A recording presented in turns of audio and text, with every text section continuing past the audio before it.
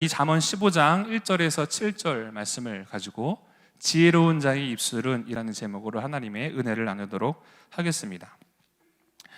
커뮤니케이션이라는 단어가 있죠. 아마 그 의미를 다들 아실 텐데요. 의사소통이라는 단어의 의미를 가지고 있습니다. 커뮤니케이션, 의사소통이라는 뜻을 가지고 있는데요.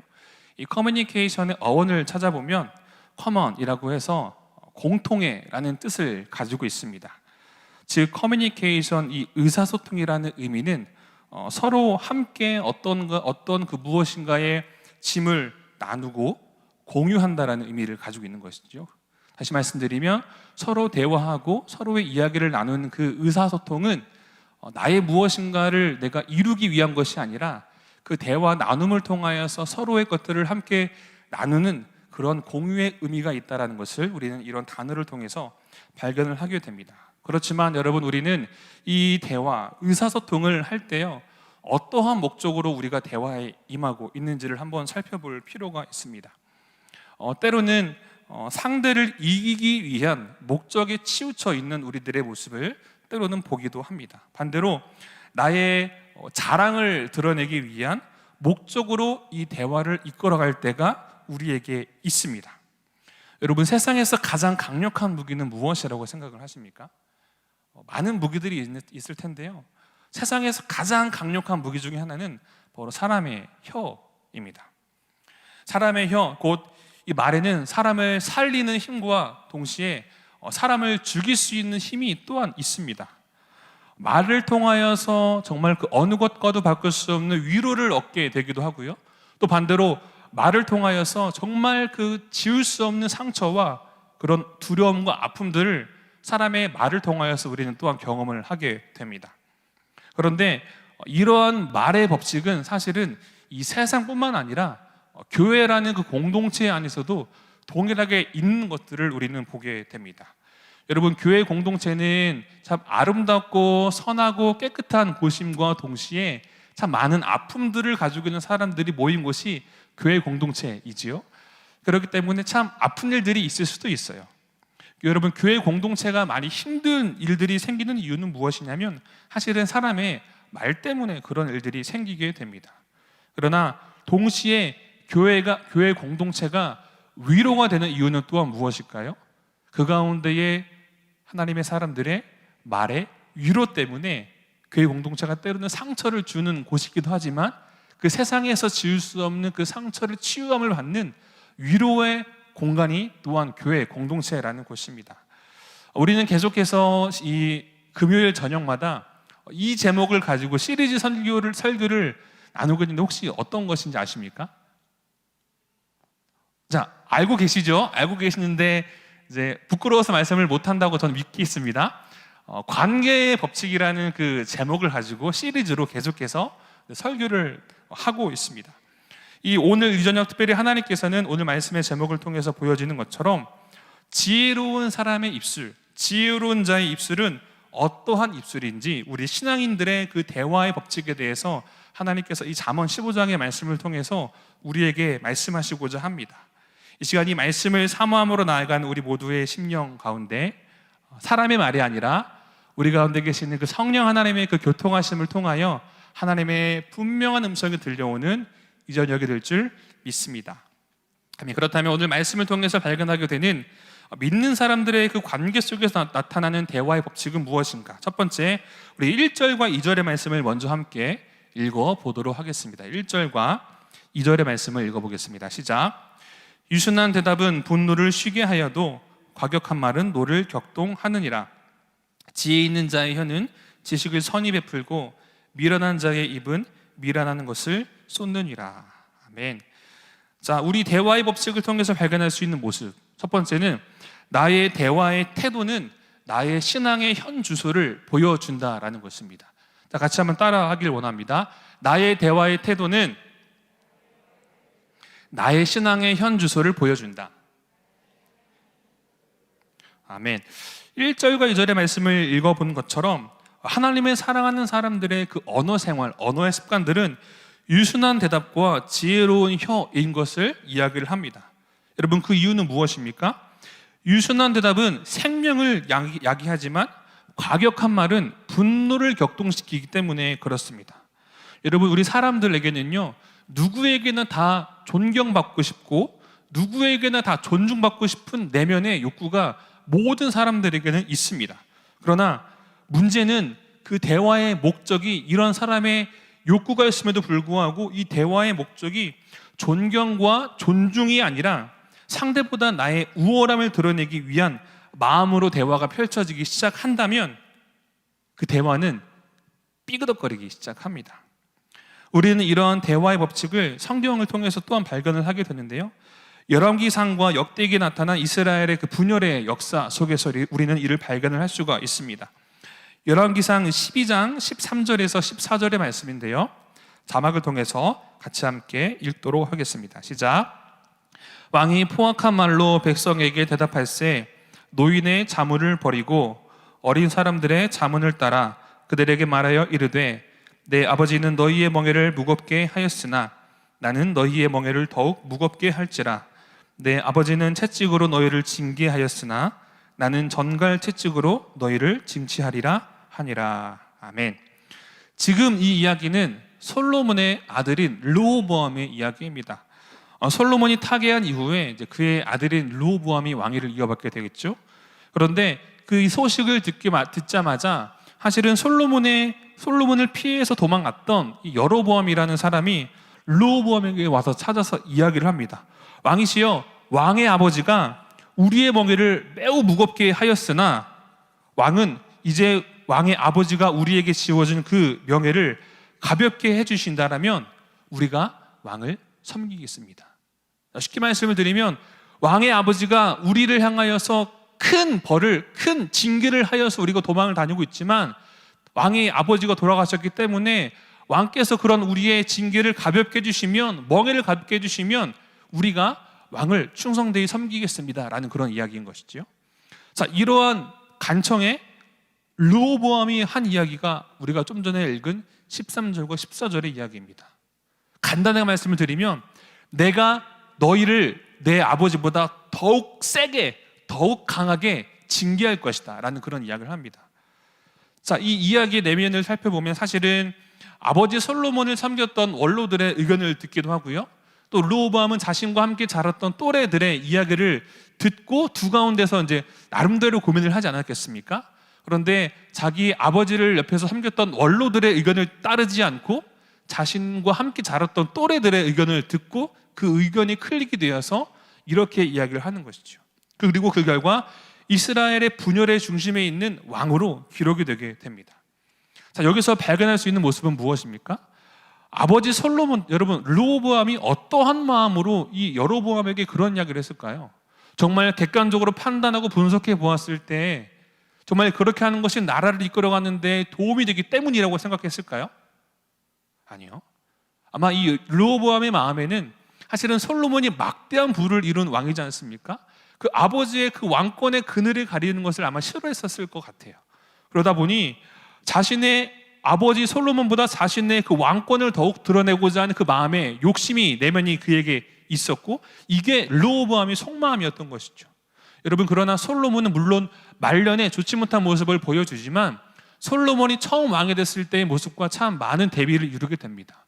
솔로몬은 자신에게 주어진 이 백성들을 어떻게 다스릴까 하는 그런 참 걱정과 근심이 많이 있었고, 하나님이 너에게 무엇을 줄까라고 말씀하셨을 때에 금과 은 많은 것들을 요구하지 않고 이 백성을 잘 다스릴 수 있는 지혜를 주십시오. 바꿔 말하면 하나님의 도움을 나에게 허락하여 주십시오. 하나님의 도움이 없이는 내가 이 백성을 내가 이끌 수 없습니다라는 그런 고백이 아버지 솔로몬에 있었던 것이죠. 그런데 여러분, 르호보암에게는 그런 고백이 있습니까? 아니요. 르호보암은 자신의 철저한 그 내면의 목소리를 따라서, 자신의 또래 이야기를 따라서 그렇게 이야기한 거죠. 결국에는 이러한 르호보암의 모습이 르호보암의 그 상태였던 거예요. 하나님을 향한 르호보암의 상태, 하나님을 바라보는 르호보암의 모습이 지금이 나는 내 아버지보다 너를 더 강하게 징계할 것이다 라는 그 대화의 이야기 가운데에 담겨 있다는 것이죠. 여러분, 이 사실을 우리에게 한번 적용을 해 봅시다. 우리가 대화 가운데 유순한 대답을 하지 못하고 분노의 대답을 하는 이유는 여러분, 사실은 궁극적으로 우리가 발견할 수 있는 것은 그 대화의 관계 속에서 하나님과 연결되어 있다는 것을 우리가 간과하기 쉽다라는 것이죠.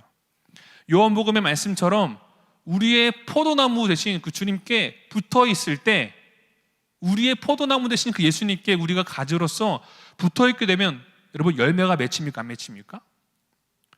열매가 조금 맺힙니까? 주렁주렁 맺힙니까? 주렁주렁 많이 맺히죠. 그런데 우리의 그 포도나무 대신 예수님께 온전히 붙어있지 못하고, 혹은 내가 지금 붙어있는데 붙어있는 것을 캐치하지 못하고 그 나무로부터 오는 영양분을 내가 차단하고 막고 하면은 여러분 가지로부터 열매는 맺어질 수가 없는 것이죠. 다시 말씀을 드리면 포도나무이신 예수님께 우리의 삶이 온전히 붙어있고 그것들을 내가 잊지 않고 캐치하고 늘 민감한 신앙의 삶을 살아가다 보면 결국엔 주님의 그 뜻이 나의 삶을 통하여서 열매 맺혀지게 된다는 것이죠. 유순한 말이 생명나무인 것처럼, 여러분 사실은 내가 하고 싶은 말은 저 상대를 향하여 비난하고 조롱하고 싶은 마음이 들 수 있습니다. 가까운 사람에게조차도. 그런데 그런 마음이 든다 할지라도 그것은 하나님의 뜻이 아니라는 캐치를 우리가 하게 된다면 그 사람을 향하여 분노와 격동 이야기가 아니라 생명을 전하는, 생명을 흘러가게 하는 유순한 말을 우리가 하게 된다는 것이죠. 유순한 말이 생명나무인 것처럼 우리가 하나님 앞에 머물게 될 때 무엇을 깨닫게 됩니까? 여러분, 하나님이 나를 사랑하시죠? 그렇죠? 한번 옆 사람을 보실까요? 하나님이 옆 사람을 사랑하실까요? 미워하실까요? 옆 사람도 사랑하시죠? 한 번 더 생각해 봅시다. 주님이 나를 위하여서 십자가를 지시고 돌아가시죠? 그렇죠? 옆에 사람이 안 계실 수도 있는데, 혹은 앞에 있는 뒤에 분 한번 보십시오. 주님께서 내 앞에 혹은 내 뒤에 있는 사람을 위해서도 십자가를 지셨나요? 지시지 않으셨나요? 지셨죠. 이런 것들을 우리가 기억을 해야 된다는 거예요. 그래야 할 때 내가 사실은 손해보고 어려움이 있어도 그로 인하여 쉽지 않아도 그 대화의 중점이 나의 우월함과 나의 옳음을 주장하는 것이 아니라 내 생각과 내 마음은 그렇다 할지라도 그 가운데에 누구의 마음을 나누게 됩니까? 하나님의 마음을 나누게 된다는 거예요. 사랑하는 성도 여러분, 날마다 이처럼 우리의 언행을 점검해 볼 필요가 있습니다. 우리가 늘 외출을 할 때 거울을 통해서 나의 모습을 보는 것처럼 우리의 신앙의 모습들, 우리의 언행의 모습들을 늘 하나님의 그 뜻 안에서 거울 삼아서 살펴볼 때 우리의 모습들이 보여지게 되는 겁니다. 결국 정답은 십자가 은혜로 나아가는 것밖에는 없습니다. 나의 생각을 주장하여 내가 이긴들, 내가 하나님 이 내 생각이 맞는 것 같은데, 이게 맞는 것 같은데요 라고 나의 옳음과 내 생각을 주장하여 이긴다 할 때 하나님이 과연 그것을 기뻐하실까? 아니면 나는 죽고 낮아짐으로 인하여 비록 그런 나의 선택과 결정으로 인하여 사람들이 나를 향하여 좋지 않은 이야기를 한다 할지라도 그 낮아짐과 죽어짐이 하나님의 뜻이라고 한다면 여러분, 하나님이 어떻게 생각하실까요? 사실은 신앙의 결론은 하나님은 우리에게 그렇게 어려운 것을 말씀하시지 않으십니다. 오늘의 말씀을 기억하며 우리가 기도함으로 나아가는 우리의 신앙의 여정 가운데 이러한 분명한 하나님의 음성이 들려오게 되기를 주님의 이름으로 축복합니다. 아멘. 자, 두 번째, 오늘의 말씀을 통해서 하나님께서 우리에게 주시는 메시지는 우리 3절과 4절의 말씀을 함께 먼저 읽어보도록 하겠습니다. 3절과 4절입니다. 시작. 여호와의 눈은 어디서든지 악인과 선인을 감찰하시느니라. 온순한 혀는 곧 생명나무이지만 패역한 혀는 마음을 상하게 하느니라. 아멘. 두 번째, 우리가 기억해야 되는 우리 신앙인의 대화의 태도의 모습은 과연 나의 대화 습관은 사람을 살리는 생명을 전하는 입술인가 혹은 독을 전하는 입술인가 라는 것을 우리가 한번 살펴볼 필요가 있다는 것이죠. 3절의 말씀을 보면 여호와의 눈은 어디서든지 악인과 선인을 감찰하신다라는, 악인이 하는 말이든 선인이 하는 말이든 다 그 모든 것들을 하나님께서 감찰하신다라는 거예요. 그리고 우리가 3절의 말씀처럼 유순한 말, 사람을 살리는 말, 생명의 말을 해야 되는 그 이유가 바로 하나님께서 우리의 그 모든 언행을 보고 계신다라는 거죠. 이런 하나님의 시선에 우리가 하는 말과 행동을 돌아보아야 한다는 것이죠. 과연 나의 언행은 4절의 말씀처럼 온순한 말과 생명을 전하는 혀로서 사람을 높이며 세우며 축복하는 말을 하고 있는가, 아니면 상대를 비방하며 낮게 여기며 깔보며 상대를 무시하는 언행이 나에게 있는가라는 것들을 한번 살펴보아야 한다는 것이죠. 왜 그럽니까? 하나님의 분명한 뜻은 다음과 같이 이야기를 하고 있습니다. 우리 야고보서 3장 8절에서 10절까지의 말씀입니다. 야고보서 3장 8절에서 10절의 말씀 자막을 통해서 함께 읽겠습니다. 시작. 혀는 능히 길들일 사람이 없나니 쉬지 아니하는 악이요 죽이는 독이 가득한 것이라. 이것으로 우리가 주 아버지를 찬송하고 또 이것으로 하나님의 형상대로 지음을 받은 사람을 저주하나니 한 입에서 찬송과 저주가 나오는도다.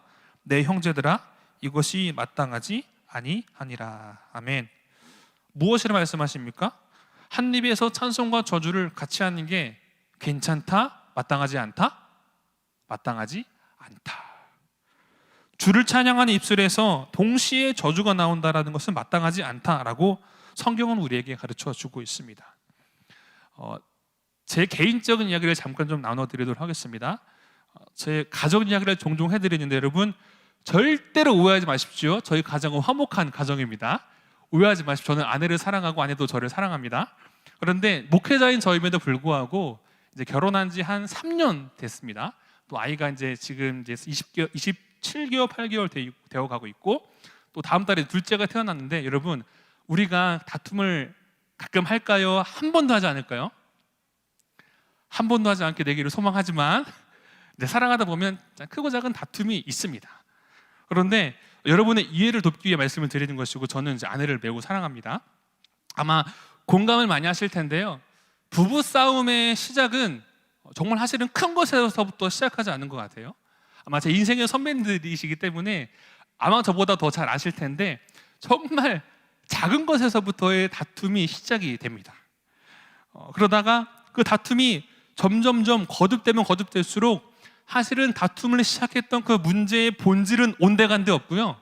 그냥 이 대화에서 내가 어떻게든 나는 잘못한 게 없어, 어떻게든 네가 잘못했어 라는 그런 내 마음의 상함을 치유받기 위한 방향으로 대화가 흘러가게 돼요. 그리고 그 에너지가 그 다툼을 이끌어가게 되는 원동력이 됩니다.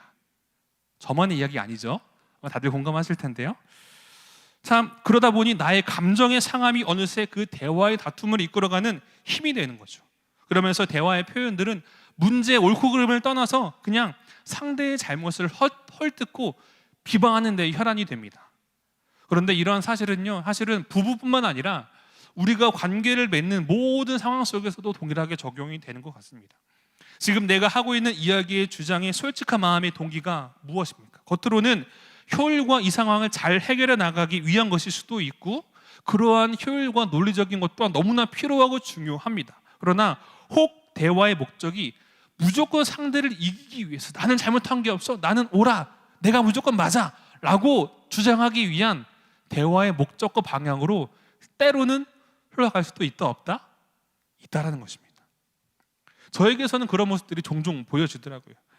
문제의 쟁점과는 크게 상관없고 대화를 하다 보면 어느새 내 감정의 상함, 내 감정의 억울함으로 인하여 대화 방향은 흘러가게 되고 그런 제 모습을 봅니다. 그런데 잠시 멈추고 나 스스로를 돌아볼 때 발견하게 되는 것은 처음 말씀드린 것처럼 이 시작은 정말 이 작은 것이었는데 어느 순간 이 작은 것을 뛰어넘어 그냥 내 감정의 상함으로 인하여 그냥 내 감정이 이렇게 상처받았다라는 것을 상대에게 이야기하며 하기 위하여 계속해서 대화가 삐그덕삐그덕 거리는 것을 경험하게 됩니다.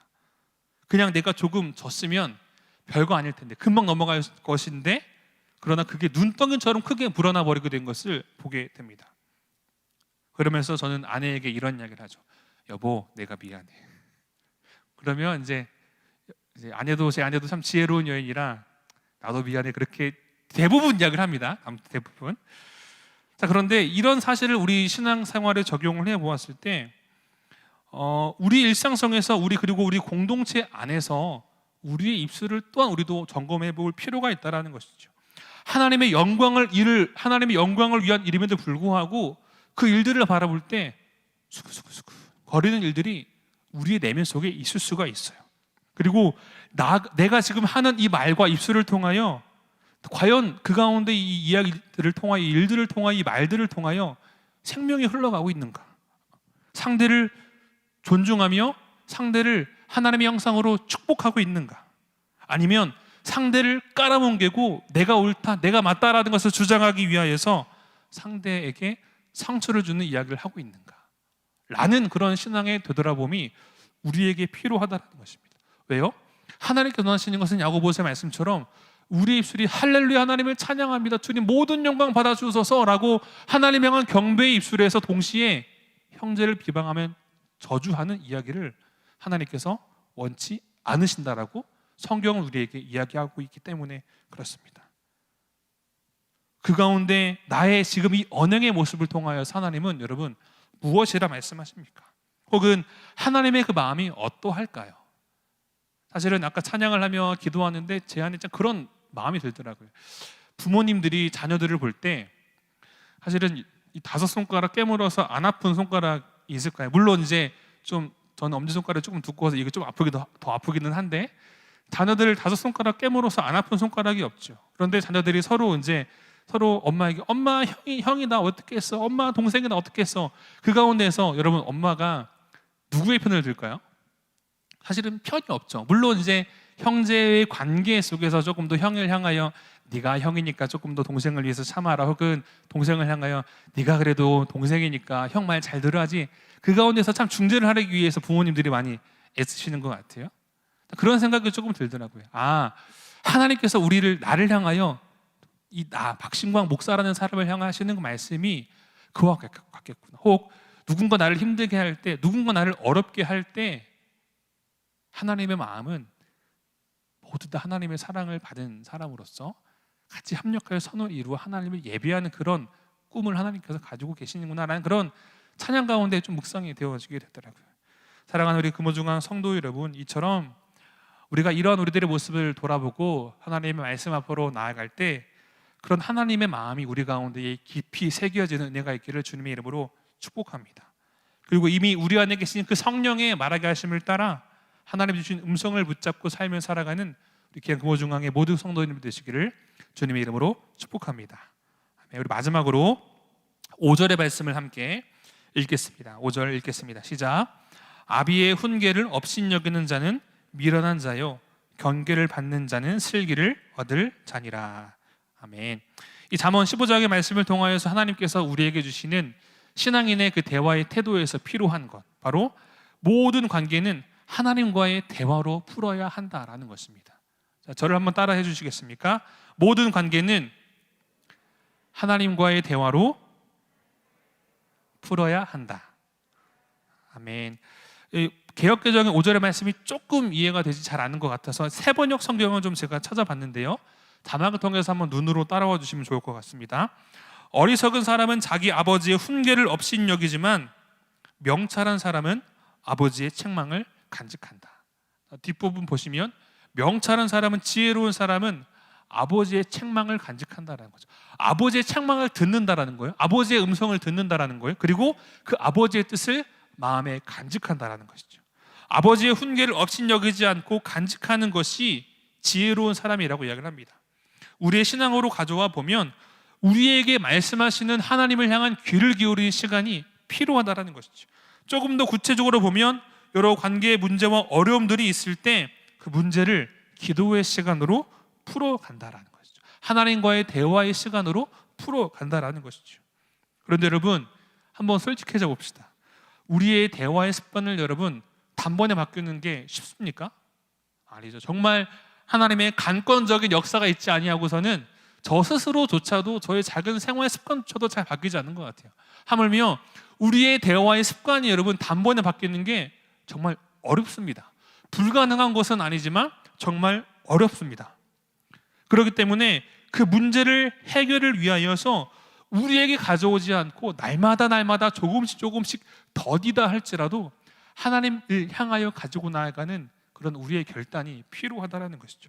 상대를 비방하고 공격하는 입술이 아니라 그조차 하나님께 내어드림이, 그조차 하나님께 맡겨드리는 것이 바로 포인트입니다. 대부분 문제가 생겼을 때 아마 그 평생토록 문제를 가지고 가기를 원하는 사람은 아마 거의 없을 거예요. 어떻게 해서든 풀고 원만히 해결하고 싶은 마음들이 다 있습니다. 그런데 또 그렇게 하는 게 정말 쉽지 않습니다. 그런데 여러분, 방법은 무엇입니까? 사실은 우리에게는 우리 스스로에게는 그 힘과 능력이 없습니다. 자꾸 생각이 나거든요. 자꾸 떠올리거든요. 하나님이 필요합니다라고 얘기를 하는데요. 자꾸 사단은 그 아픈 것을 긁어요. 우리가 하나님께 더 나아가려고 하면 할수록, 그러면서 하나님께 집중하지 못하게 하는 게 하나님의 모습이 아니라 사단이 우리에게 하는 일들이라는 것이죠. 결국에는 하나님이 하셔야 됩니다라는 그런 간구로 나아가는 것이 여러분 우리가 할 수 있는 전부인 것이죠. 신앙의 관계 속에서 경험하는 어려움도 마찬가지입니다. 나도 하나님 사랑하시고 저 사람도 하나님 사랑하시기 때문에 그저 그 하나님께 문제를 가지고 나아가는 것밖에 없어요. 내가 아무리 막 하려고 해도요 안 돼요. 내가 막 그렇게 하려고 해도요 안 돼요. 하나님이 풀어주셔야 돼요. 그게 정답이에요. 제 친구의 얘기를 좀 나누어 드리고 설교를 맺으려고 하는데요. 과거에 한번 들려드렸던 이야기인데, 저는 사실은 누군가를 원수 맺는 것을 좋아하지 않아가지고 사실은 제 경험을 좀 떠올려보고 했는데 잘 떠오르진 않더라고요. 그런데 제 친구의 경험을 과거 이야기 한번 드렸는데 한 번 더 말씀을 드리도록 할게요. 제 친구가요 그렇게 자신이 믿고 따랐던 멘토 선배가 있었습니다.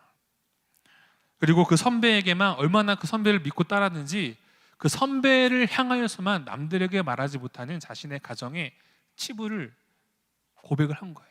뭐 이렇게 얘기했겠죠. 형, 사실은 우리 집이 이러이러한 집이야. 우리 집에 이런 아픔이 있어. 나를 위해 기도해줘. 아마 그 형을 정말 믿고 따라서 그런 고백을 했을 거예요. 그런데 여러분, 반전인 게 무엇인지 아십니까? 그 선배에게 털어놓았던 그 아픔과 슬픔이, 자기 가정사의 비밀이 여기저기 사람들의 입에서 오르락내리락 하기 시작한 거예요. 어떤 이야기입니까? 그 형을 향하여 믿고 기도 제목을 요청했는데 그 형이 어떠한 모습과 방법이어도 이든 주변 사람들한테 그 얘기를 한 거죠. 물론 뭐 저는 그 형이 아니어서 모르겠지만 아무개가 이런 일들이 있더라, 어려우니까 기도해줘라고 얘기했을 수도 있는데 제 친구가 느끼기에는 그게 아니었던 거죠. 형에게만 얘기하는데 형, 사실은 나한테 이런 모습이 있어. 근데 그 이야기를 자신이 믿고 따랐던 그 형이 주변 사람들을 다 얘기를 한 거예요. 제 친구가 씨름했던 친구거든요.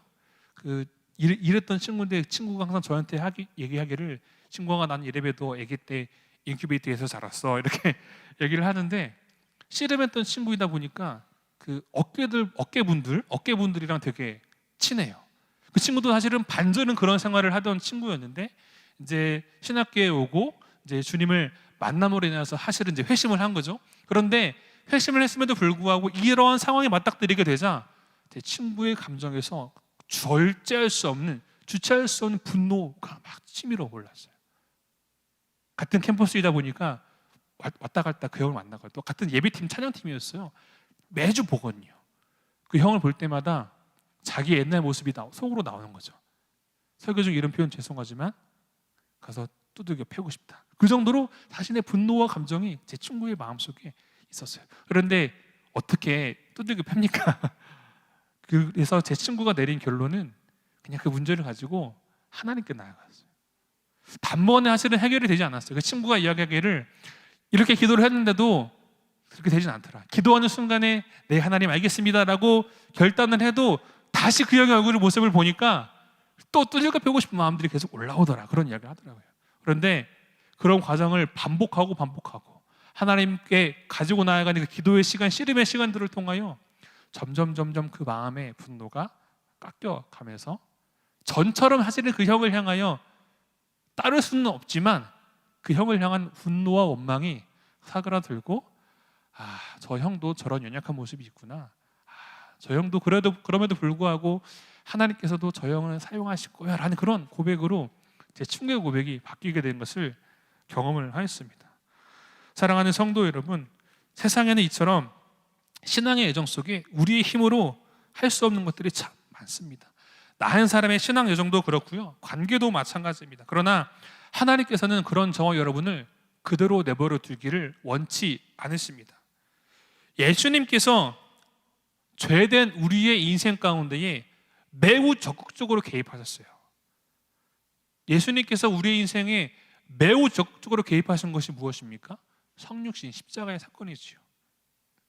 그리고 그 문제와 어려움 속에서 또한 동일하게 지금도 우리의 삶 속에 적극적으로 개입하기를 원하신다는 것이죠. 그렇기 때문에 하나님께서는 저와 우리의 모습을 통하여 여전히 우리의 모습이 그런 하나님의 모습, 음성을 외면하며 자꾸 동굴 속으로 파고 들어가려고 하는 모습들이 있을 때 하나님께서는 계속해서 우리의 그 동굴 속으로 빛을 비추시고 우리를 그 동굴로부터 꺼내기를 원하신다는 것입니다.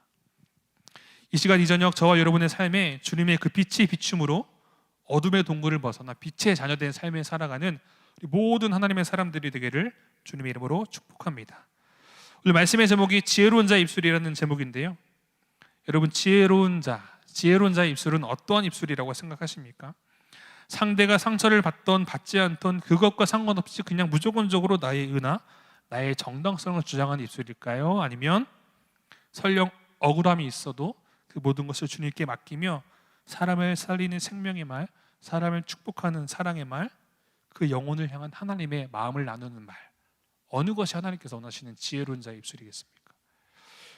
시편 34편 1절의 말씀을 같이 함께 읽고 기도하기를 원하는데요. 함께 읽겠습니다. 내가 여호와를 항상 송축하며 내 입술로 항상 주를 찬양하리이다. 아멘. 참 매우 아름다운 전형적인 하나님을 향한 높여드리는 고백이지요. 그런데 이 시편 34편의 소제목이 무엇인지 아십니까? 다윗이 아비멜렉 앞에서 미친 채 하다가 쫓겨나 지은 시, 상황과 환경이 하나님을 찬양할 수 있는 환경이 아니었어요. 침을 질질 흘리면서 미친 척 하며 지은 찬양의 시가 이 고백이에요. 미친 채 할 수밖에 없는 그 상황이 여러분 얼마나 억울했을까요? 얼마나 치욕적이었을까요? 얼마나 부끄러웠을까요? 그러나 다윗은 그런 상황임에도 불구하고 선하신 하나님을 찬양했습니다. 선하신 하나님을 신뢰했습니다. 자신의 억울함을 호소하고 자신의 옳음을 주장할 수 있으나 그렇게 하지 않고 상황과 환경에 상관없이 동일하게 일하시는 하나님을 향한 찬양의 고백으로 다윗은 올려드렸죠. 그렇기 때문에 다윗을 향한 하나님께서 내 마음에 합한 자다라고 이야기하시지 않았을까요? 우리 인생에서도 마찬가지로 참 많은 억울함과 힘든 부분들이 있습니다. 그러나 그 가운데서도 나의 모든 것들을 내어놓고 하나님, 나의 모습이 이렇습니다. 나의 삶이 이렇습니다. 나의 환경이 이렇습니다. 주님 받으시고 도와주십시오 라고 고백하는 그 모습들을 볼 때 하나님께서 우리를 향하여 위로하시며 내가 할게 라고 말씀하지 않겠습니까? 당장은 무엇인가 열매에 맺혀지지 않는다 할지라도 우리의 고백은 당장 씨앗이 자라 열매를 맺는 모습들이 보이지 않는다 할지라도 우리의 신앙의 여정 속에서 이처럼 하나님을 향한 찬양의 씨앗을 뿌리며 기도의 씨앗을 뿌리며 하나님의 마음을 나누며 지혜로운 자 입술의 삶을 살아가게 될 때 하나님은 우리의 삶을 통하여 일할 것입니다. 여러분, 우리가 하나님을 향해서 말로만 하나님은 막힌 자의 벽을 허시는 평화이십니다라고 하지 마시고요. 정말 그 주님이 우리의 모든 막힌 담을 허시는 하나님이신 것을 우리가 정말 믿고 고백하길 원합니다. 그 가운데 우리에게 필요한 것이 무엇입니까? 그 하나님을 향한 믿음으로 우리가 내어드리는 삶을 살아가는 것. 하나님, 정말 우리 찬양의 가사의 고백처럼 주님께서는 우리의 모든 막힌 담을 허시는 분이시죠. 내가 그 하나님을 내가 믿습니다. 사람을 믿는 것이 아니라 세상의 것을 믿고 의지하는 것이 아니라 그 주님을 내가 믿습니다. 주님 도와주십시오 라고 고백하며 나아가는 우리 모든 하나님의 사람들이 되기를 주님의 이름으로 축복합니다. 우리 함께 불렀